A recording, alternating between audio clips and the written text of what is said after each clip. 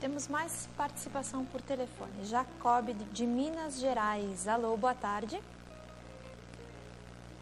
Alô. Oi. Olá, boa tarde. Boa tarde, eu estou ouvindo bastante baixo. Fica à vontade, então faz a sua pergunta. Ah, agora já melhorou. Olha, eu tenho um imóvel, está alugado um imóvel comercial, 3 meses que o meu inquilino não paga aluguel. O que eu faria? Ok, obrigada pela participação. E aí, o que se faz num caso desse? Um problemão, eu espero que ela tenha uma boa garantia, não é? Bom, nesse caso, o que cabe é uma ação de despejo por falta de pagamento, tá? O locatário vai ser citado para pagar à vista o débito ou comprovar o pagamento, que ele não fez, não é? E então, se ele não pagar, a ação vai correr e vai ser feito o despejo. Então, o que ela tem é que acionar mesmo, distribuir uma ação de despejo por falta de pagamento. E como é que funciona isso da ação de despejo? Em quanto tempo a pessoa é retirada do imóvel? Bom, aí o trâmite vai depender muito do fórum, da cidade, de como é que está caminhando aí a jurisdição no determinado lugar, né? Mas é distribuída a ação, então, como eu disse, ele vai ser citado para pagar. Se ele não pagar nem comprovar que pagou, ele vai ter a oportunidade de apresentar uma defesa. Nesse caso, não tem defesa, né? O processo vai seguir, o juiz vai decretar o despejo. Decretado o despejo, ele vai ser notificado para desocupar e, sendo despejo por falta de pagamento, ele notificado tem que desocupar voluntariamente em 15 dias. Se não desocupar voluntariamente em 15 dias, daí é feito o despejo coercitivo mesmo, com caminhão, e daí, né, o locador fornece o caminhão, leva para o depósito e as coisas ficam ali depositadas para o locatário retirar. Todas essas despesas entram no débito do locatário. Custos com caminhão, o local onde as coisas, enfim, os móveis vão ficar todas essas despesas por conta do inquilino. Porque quem deu causa, né? Então, primeiro ele vai ser notificado para desocupar voluntariamente. Se ele não sair voluntariamente, daí sim é cumprido o despejo.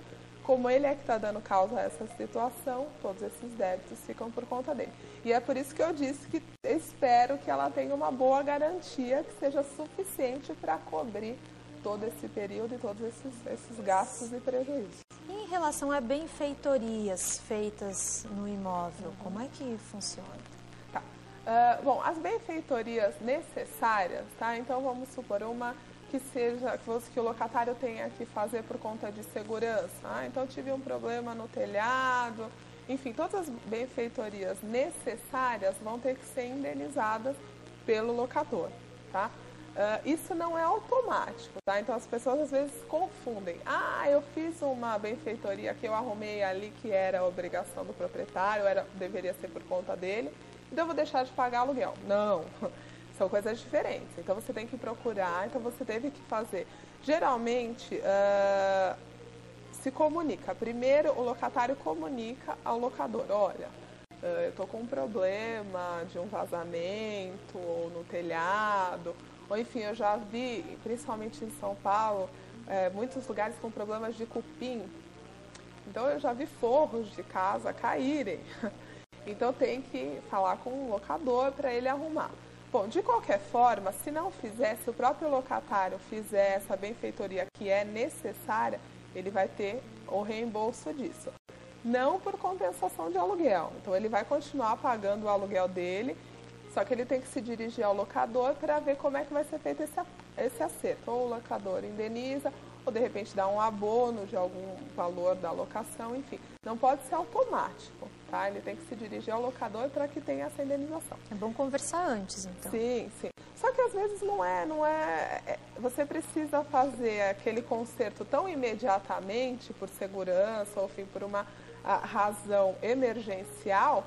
Então, o locatário faz e pede a indenização ao locador, né? Então, isso para benfeitorias necessárias. Benfeitorias úteis. Então, que nós estávamos até conversando sobre o box do banheiro. Então, assim, o box do banheiro não é uma benfeitoria necessária. É uma benfeitoria útil. Então, se o locatário tiver autorização do locador, ele vai ter essa indenização. Se não, fica incorporada ao imóvel e não vai ter direito. É diferente lá do cano para a máquina de lavar roupas, isso é necessário. Sim, por quê? Porque agora tudo que está ligado, o locador tem que entregar um imóvel com condições de habitabilidade, então que possa ser habitado, tudo que tiver ligado a isso, que for necessário ser feito ao imóvel para suprir essa necessidade de habitabilidade é por conta do locador. Agora, quando o inquilino chega no imóvel e ele tem alguns problemas de estrutura, coisas que não funcionam, como é que se faz nesse caso? Tem que avisar? Tem que avisar, porque, por exemplo, encanamento com problema, ou enfim, tudo isso que está ligado à estrutura mesmo do imóvel, procure o locador, fale e peça o conserto. E, por fim, vai acabar o contrato, eu vou devolver o apartamento. O que eu tenho que fazer? Bom, comunica com 30 dias, então geralmente é no prazo, né, do contrato, você está finalizando, o locatário manda uma carta para o locador ou para a imobiliária, dizendo, olha, o contrato está por finalizar e vou devolver no prazo. Faz com 30 dias de antecedência, você comunica, marca uma data para se fazer a vistoria, tá? Então, do mesmo jeito, o locador tem que entregar o imóvel em boas condições de habitabilidade ao locatário no início da locação e no final da locação o locatário tem que devolver o imóvel na mesma condição, exceto as deteriorizações do uso mesmo comuns, tá? Mas tudo que o locatário, por exemplo, quebrou alguma coisa no imóvel e tudo mais, ele tem que consertar, cabe a ele consertar. Então, no final, faz-se uma vistoria e, estando tudo ok, as partes se dão por quitadas. Agora, se tinha uma coisa que já estava quebrada e não foi consertada, no final, continua quebrada. O locatário não é obrigado, tem essa responsabilidade.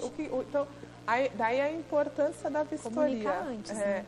O ideal é que se faça a vistoria prévia, ou seja, no início da locação, e também a vistoria no final.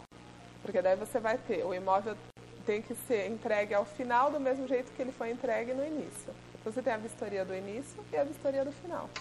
Agora, por exemplo, paredes. O inquilino tem que pintar todas as paredes para devolver o imóvel? Muitos contratos, essa é uma discussão muito grande, e assim, muitos contratos prevêem que o imóvel tem que ser devolvido com pintura nova. Se você contratou isso, existe esse ajuste, cumprir, né? Tem que cumprir, né?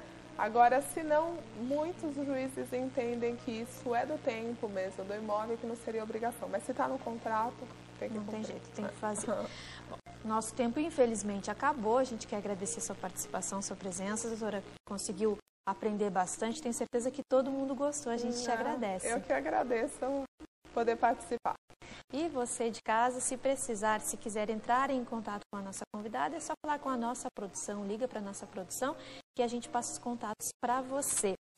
E olha só, eu sempre agradeço você de casa que nos recebe todos os dias. Muito obrigada pelo seu carinho, pela sua companhia, principalmente pela sua confiança. E fica sempre o convite para você nos ajudar na escolha dos temas, dos assuntos para a gente discutir aqui no programa. O que você quer ver no Consulta, mande para a gente.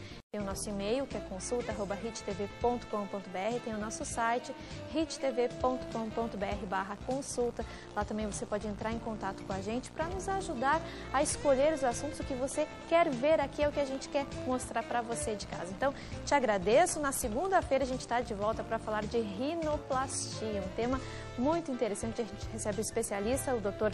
Perboa Lacerda Sampaio, vai estar aqui com a gente para esclarecer as suas dúvidas. E a gente fica por aqui, desejando uma feliz Páscoa para você. Estamos de volta na segunda-feira. Tchau, tchau.